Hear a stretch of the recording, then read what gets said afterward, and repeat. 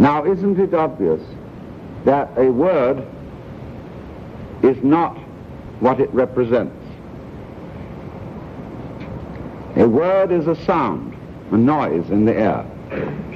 And if we take the sound water,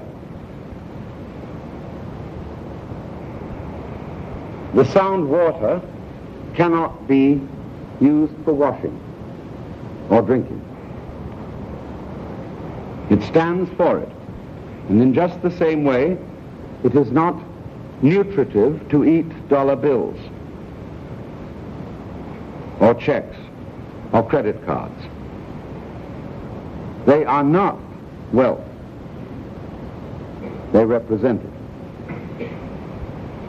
In the same way, you, as a living organism, are not the same as your idea of yourself. That is to say, your organism is not your personality, is not your ego. That is simply a concept of yourself, in the same way as a dollar is a concept or measure of wealth, or in the same way as a menu represents what is going to be served for dinner. But it is not the dinner. It is very useful and very marvelous to be able to represent the real world with symbols, provided you know what you're doing, provided you do not confuse the two and go for symbols instead of wealth, instead of reality. Now, you may ask me, on the other hand, because I'm talking, because I'm a speaker, because I'm a philosopher, what do you mean by reality? And I'm not going to tell you, because it can't be said. Reality is, some people would say, well, that was a clap. But clap is not the same sound as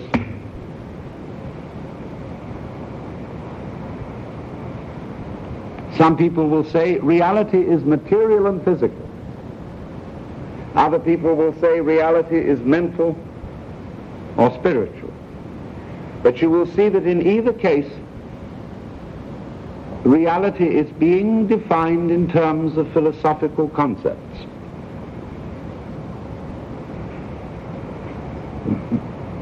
The notion that the world is material is simply a philosophical school of thought. It's an idea. Equally so is the notion that the world is spiritual. Even if we take it down to God,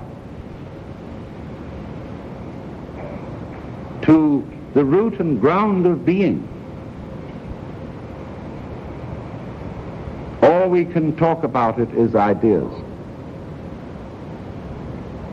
And those are strings of words, or they may be strings of numbers, or strings of algebraic equations. But they never get there, because words and numbers are always strung out in a line, and you have to scan them with a process of attention called consciousness. And however fast you speed that up, even using computers, the world is always beyond it. Why? Because the world itself is not linear. The world is a multidimensional complex of everything happening all together everywhere at once. Look at it this simply. How do you know how to breathe? You think how to breathe? Did you teach yourself how to breathe? Did you have to go to school to learn how to breathe out of a textbook? No. You breathed as soon as the doctor who delivered you spanked you on the bottom.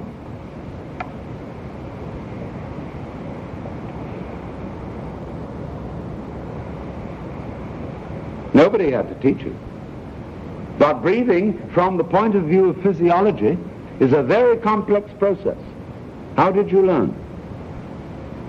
How did you learn how to grow your hair? How to color your eyes? How to shape your bones? How to make your glands give out their proper secretions? You never did learn. In the sense where we mean learning is reading instructions.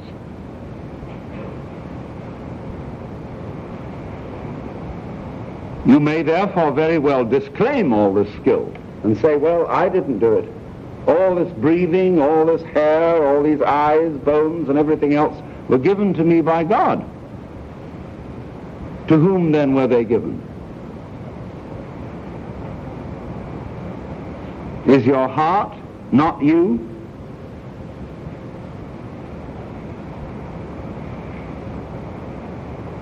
Is it just something you have? Is your brain, which we know less about than any other organ in the body, is that not you? Is it just something you have? If so, I ask again, who is you?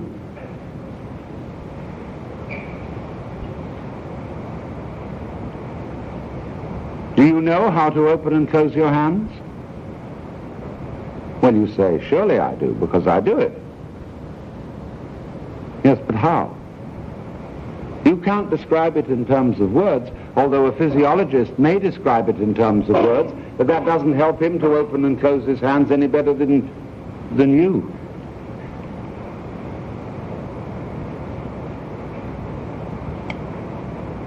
So you see, you are a great deal more than you suppose. Because we have all been brought up to confuse our living reality with an idea, with a personality, which is given a name. And as a result of that, we all feel isolated. We all feel as if we were a little man inside our heads, about halfway between the ears and a little way behind the eyes. That's what most people seem to mean when they use the word I myself. So we are detached from our bodies, we have them, and in turn our bodies are detached conceptually, not really, but conceptually, from the rest of the world. And we think, well, everything outside my skin is definitely not me. Now look into some other historical aspects of this strange situation in which we find ourselves. Through the Jewish and Christian religions, we inherit a tradition of thought about the nature of the world, which uses certain metaphors.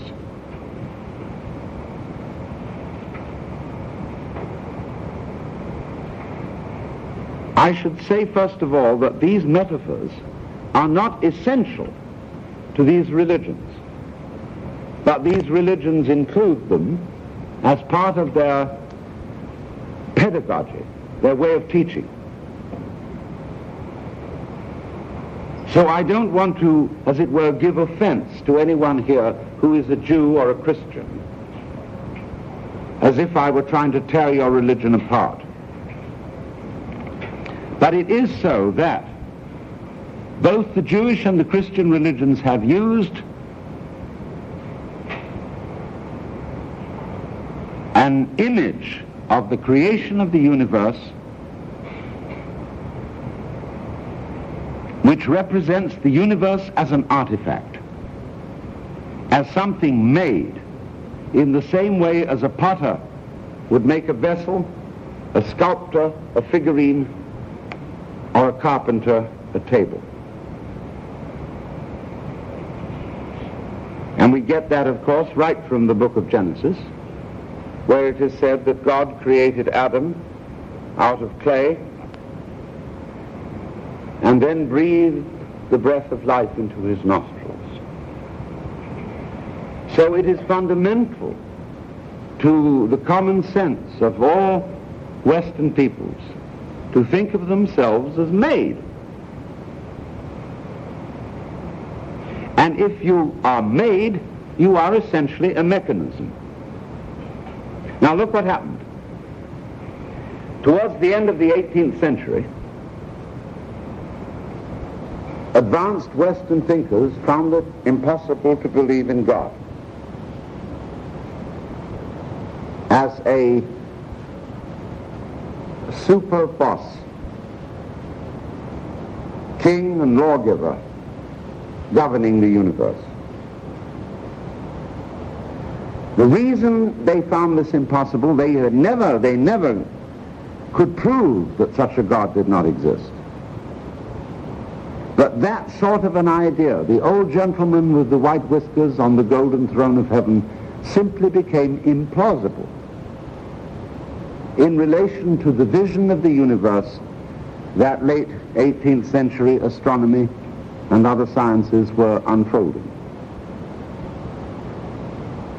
No one would dream of attributing a composition by Beethoven to Palestrina. The style. So when we saw this new vision of the style of the universe, what sort of a thing it is, it was awfully difficult to attribute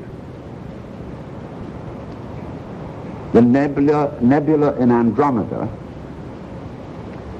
to the Lord God Jehovah. Because the Lord God Jehovah just didn't seem to have the imagination to produce that sort of a phenomenon.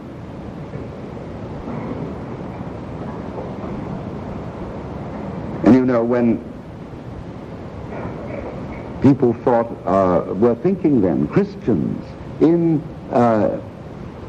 Europe and America were thinking then of the world as having been created in 4000 BC. And then they started to think about light years. And the Hindus came along and said, well, of course, we've known this all along. We always calculated the history of the universe in terms of kalpas as our mere basic unit of reckoning. And a kalpa is 4,320,000 years. That's what we begin with. And we think of those added up into crores of kalpas, kotis of kalpas, centuries, you see, of kalpas. We've always thought that way. Well, this upstaged the Christians pretty badly. And so they rushed to reinterpret everything. And they've always been having to do this. And saying, well, of course, when it says in the book of Genesis that God created the world in 6 days, of course, a day, well, it says in the Psalms, 1,000 years are but a day in thy sight. Well, that stretches the day at least to 1,000 years. But then they thought, well, perhaps a day is merely a metaphorical expression. Well, what if God is just a metaphorical expression? See where we get to. But the problem was essentially this, that if you think of the world as an artifact, as something made, and then you find you can no longer believe in the maker, what are you left with? You're left with a machine.